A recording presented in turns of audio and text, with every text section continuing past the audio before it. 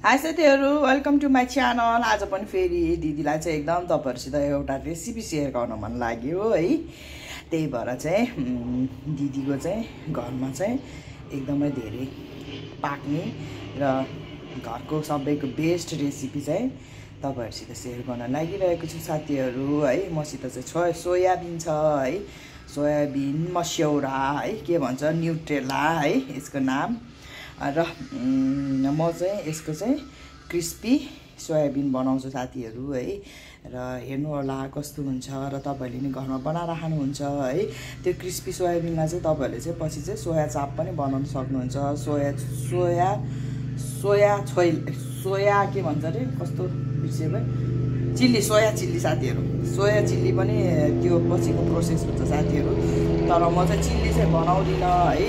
म चाहिँ crispy soya मात्र बनाउँछु है। एकदम मिठो हुन्छ साथीहरु खाने बेलामा है, भातसित खाने, खाजासित खानाको लागि है। त्यही भएर चाहिँ मैले चाहिँ यहाँ भिजाएर राखेको छु है। म चाहिँ अब यो बनाउने बेलामा यो सबै फुली सिद्धेपछि म तपाईहरुलाई देखाउने छु है कसरी बनाउने भनेर।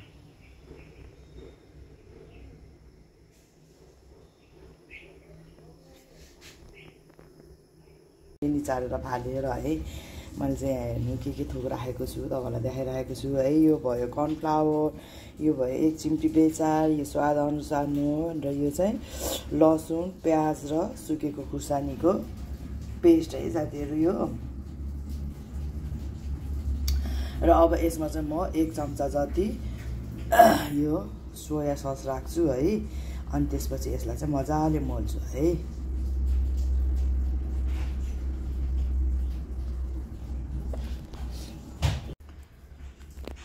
मैले चाहिँ मसलालाई चाहिँ मजाले मोले साथीहरु है, सबै मरमसलाहरु। र अब यसलाई चाहिँ म चाहिँ 15-20 मिनेट चाहिँ यतिकै राख्दिन्छु है। र 15-20 मिनेट पछि चाहिँ म चाहिँ तेलमा फ्राई गर्छु है। र क्रिस्पी मसला कस्तो हुन्छ तपाईले हेर्न सक्नुहुन्छ है।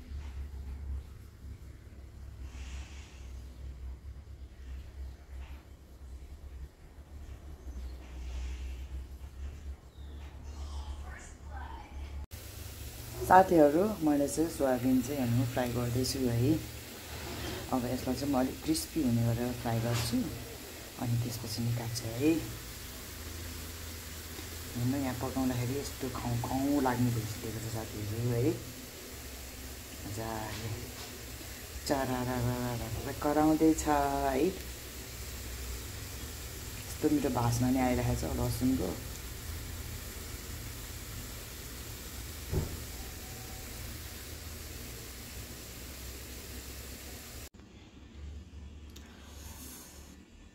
साथीहरु क्रिस्पी थुकै आयो साथीहरु। क्रिस्पी मस्यौरा रेडी भयो हेर्नु है। यस्तो मिठो भएको छ, म तपाईलाई खाएर नै सुनाउँछु है।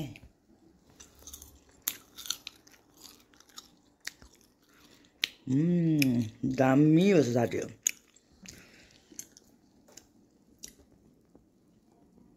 अझै एउटा खान्छु।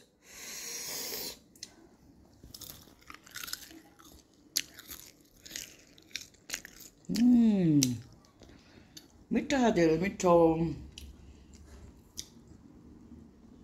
दिदीको रेसिपी तपाईलाई कस्तो लाग्यो प्लिज कमेन्ट बक्समा कमेन्ट गर्ने नबिर्सिनु होला है। त्यति भन्दै चाहिँ क्रिस्पी मस्यौराबाट चाहिँ छुटौं अर्को नेक्स्ट भिडियोमा भेट्नेछौँ। थुकै हेर्नु त सरर यहाँ टेबलै भरि लाग्यो भाइ कि यहाँ मोबाइलै भरि सिसै भरि थुकै थुक भयो छ्या। ल दिदीको यो रेसिपी कस्तो लाग्छ तपाईहरुले नि ट्राई गर्नु होला साथीहरु है। यस्तो मिठो हुन्छ टक्क टुक्क है। यसमा चाहिँ तपाईहरुले कागती छरेर अनि माथिबाट चाहिँ भुजिया छरेर अनि भुजा चिउरा सिधा खान सक्नुहुन्छ। यस्तो मिठो हुन्छ हेर्नु।